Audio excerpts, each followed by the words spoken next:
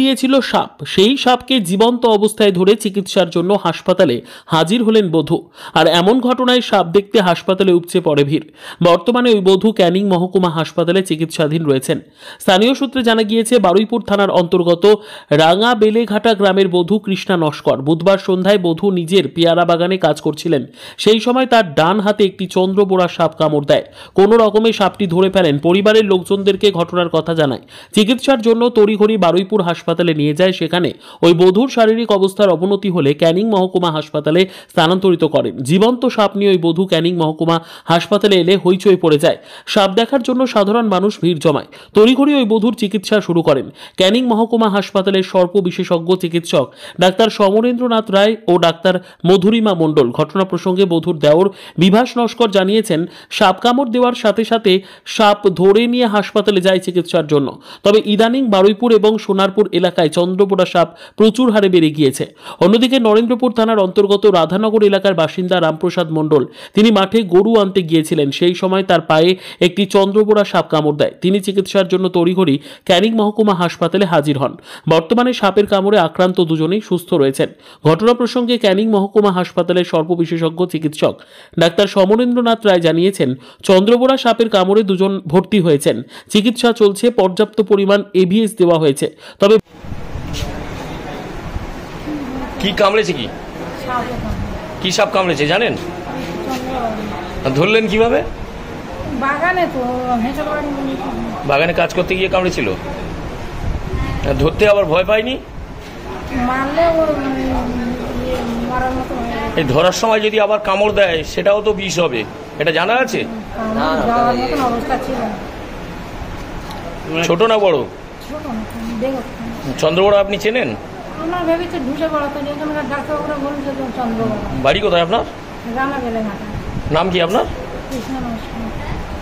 তারপর কামড়ানোর পরে কি গুনিনের কাছে গেছিলেন? হাসপাতালে এলেন? বারুইপুর থেকে এখানে এলেন? বারুইপুর থেকে এক গৃহবধূ এলেন পেয়ারা বাগানে কাজ করতে গিয়ে চন্দ্রবোড়া কামড় দিয়েছে এবং তিনি এটাও জানাচ্ছেন যে অতিরিক্ত চন্দ্রবোড়ার দাপট বেড়ে গিয়েছে। কি বলবেন? চন্দ্রবোড়ার দাপট না, এই মুহূর্তে কেউটে, কালাচ এবং চন্দ্রবোড়ার সরসাপেরই বাচ্চা হচ্ছে। আমাদের যারা রেস্কিউ করে এরকম বন্ধুদের কাছে প্রচুর খবর। এই যে পেশেন্ট সোনারপুর থেকে এসছে, বারুইপুর থেকে এসছে, শত শত চন্দ্রবোড়ার বাচ্চা হয়েছে। তার পাশাপাশি কেউটের বাচ্চাও হসপিটালে এসছে এবং এই গত 15 দিনে আমাদের হাসপাতালে প্রচুর পেশেন্ট ভর্তি হয়েছে। তারা সবে কিন্তু এই বেবি চন্দ্রবোড়া বা বেবি কেউটের কামড় নিয়ে এসছে। বেবি কেউটে বা বেবি চন্দ্রবোড়ার এবং বড় চন্দ্রবোড়ার ক্ষেত্রে পার্থক্য আছে একটি, সেটা হচ্ছে এদের ভেনম গ্ল্যান্ডটা অনেক ছোট থাকে, যার ফলে গ্ল্যান্ডে ভেনমের পরিমাণ কম থাকবে, কিন্তু কনসেন্ট্রেশন অফ দ্য ভেনম, তার ভেতরে যে কম্পোজিশনের কোনো হেরফের বা তার কি বলে পার্থক্য থাকবে না। যার ফলে সাপে কামড়ানো জনিত যেসব সমস্যা থাকার কথা সমস্ত সমস্যা কিন্তু এক্ষেত্রে দেখা যাবে।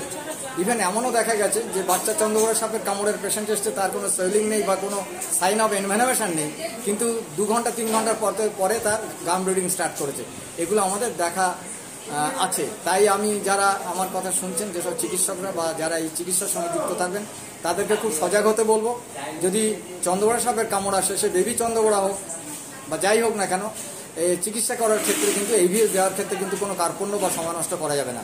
আমার যেটা বলা থাকে যে সঠিক সময়ে সঠিক পরিমাণে এভিএসই পারে সব ধরনের সাপকাটা রোগীকে চিকিৎসা করে সুস্থ করে তোলার জন্য।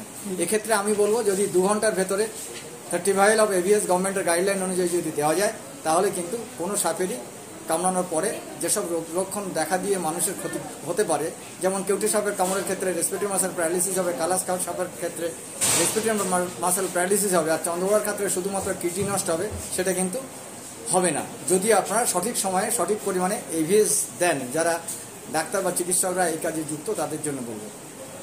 সাধারণ মানুষকে বলবো, একদম সময় নষ্ট করা যাবে না, সঠিক সময় হাসপাতালে নিয়ে আসুন। যেসব হাসপাতালে সরকারি প্রত্যেকটি হাসপাতালে কিন্তু এভিএস এবং অন্যান্য আনুষঙ্গিক চিকিৎসার যা ওষুধপত্র সব কিন্তু মজুদ আছে এবং প্রশিক্ষিত চিকিৎসক আছে। আপনারা যদি সঠিক সময় নিয়ে আসেন, আমরা চিকিৎসা করে সব রোগীকেই সুস্থ করে তুলতে পারবো। যদি আপনার সময় নষ্ট করেন, চন্দ্রবোড়ার ক্ষেত্রে কিন্তু কিডনি নষ্ট হবে এবং কেউটে এবং কালাসের ক্ষেত্রে কিন্তু রেসপিরেটরি মাসেল প্যারালিসিস হবে এবং সেক্ষেত্রে যদি ভেন্টিলেশন না দেওয়া যায়, তার কিন্তু মৃত্যু অসম্ভব। মূলত আপনি যেটা বললেন যে চন্দ্রবোড়া সাপ বাচ্চা অতিরিক্ত বেড়ে গেছে, বিদ্যা, ব্যবসা, চাকরি, জটক বিচার, বিবাহ, পারিবারিক অশান্তি, সন্তান লাভ, বাস্তু সমস্যা, আরো যে কোনো সমস্যার সমাধানের একমাত্র সেরা ঠিকানা জ্যোতিষী প্রসাদ রায়।